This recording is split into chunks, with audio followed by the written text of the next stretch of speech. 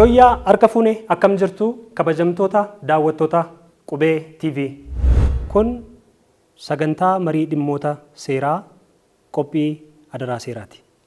Namni waaqaa gaditti seera abdata. Yoo miidhames itti baqata. Adaraa seeraa jechuudhaan ofirraa qolata. Karaa biraa qaama raawwachiisuuf seerri imaanaadha.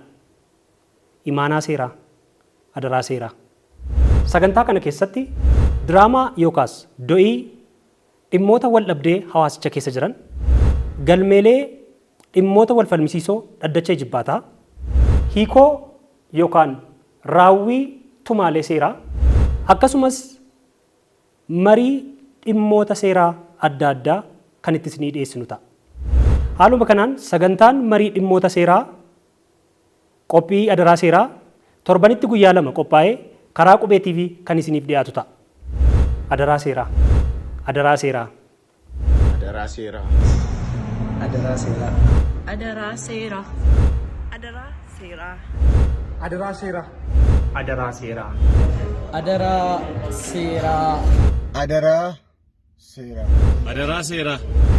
Adaraa seeraa. Adaraa seeraa. Adaraa seeraa. Adaraa seeraa. Adaraa seeraa. Adaraa seeraa. Adaraa seeraa daawwadhaa.